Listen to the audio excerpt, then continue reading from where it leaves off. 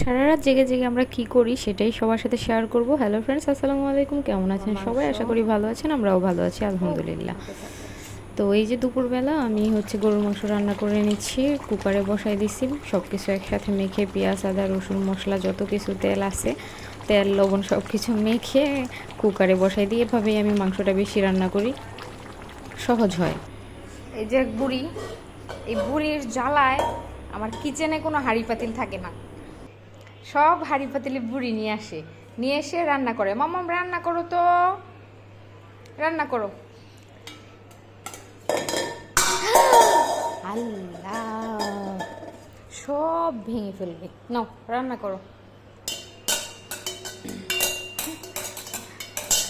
সে রান্না করছে, একটা ওর সুজি রান্না করার পাতিল আর একটা খিচুড়ি রান্না করার পাতিল, এই দুইটা নিয়েই টানাটানি।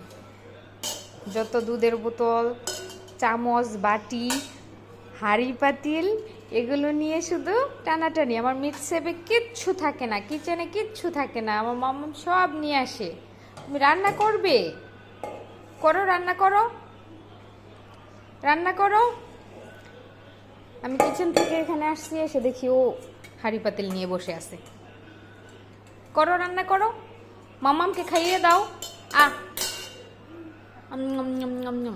খেয়েছি, তুমি খাও, তুমি খাও। না না না না, তুমি খাও মা, তুমি খাও।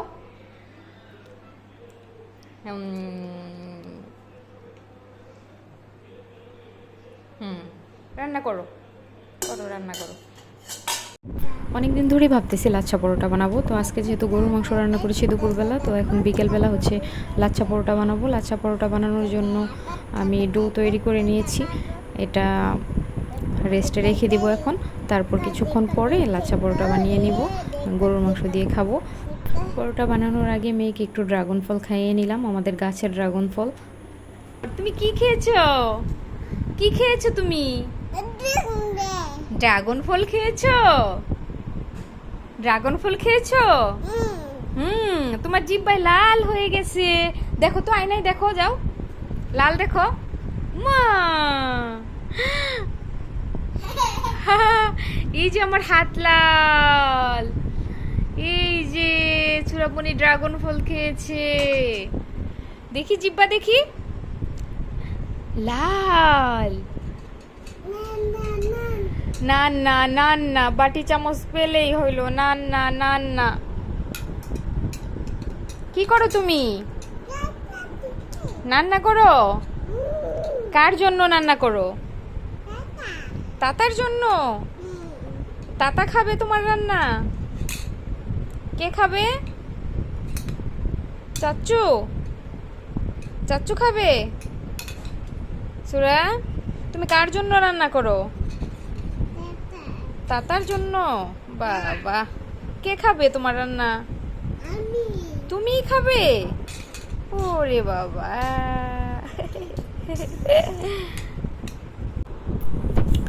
রাত বাজে 3টা, বুড়ি এখনও সজাগ, এখনও ঘুমায়নি। তো ওর খাবার যেটুকু রান্না করা ছিল সেগুলো তো 10টা 11টা বা 12টা পর্যন্ত থেকে যায়, খাওয়াই। তারপর তো আর খাওয়ানো যায় না, যেহেতু 2টার দিকে রান্না করি খিচুড়িটা। তো এখন তো আবার খাওয়ানোর জন্য রান্না করতে হবে, যেহেতু এত রাত পর্যন্ত সজাগ, এখন খাওয়াতে তো হবে। তাই এখন আবার ওর জন্য নুডলস রান্না করলাম, এখন খাওয়াবো। আর নুডলসটা গরম, তো এটা ঠান্ডা হতে হতে আমি আবার খিচুড়ি বসিয়ে দিছি সকালের জন্য। যেহেতু 3টা বেজে গেছে, এখন যদি আমি ঘুমাই তো 5টায় তো ওঠা সম্ভব না।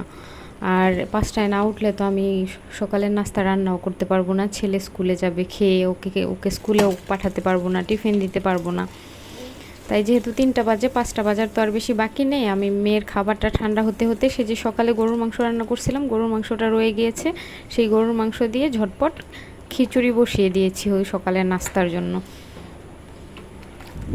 তো আমার আর তাহলে সকালে ওঠার ঝামেলা হলো না।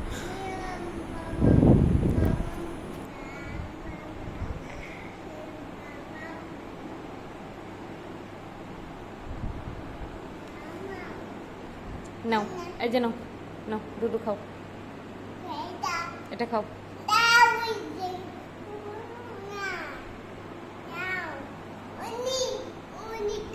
নাও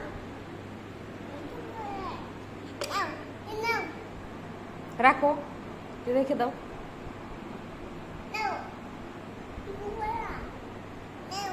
অনেকে বলতে পারেন যে আপনি বললেন নুডলস রান্না করলেন ওর জন্য, কিন্তু নুডলস এমন কেন সুজির মতো দেখতে?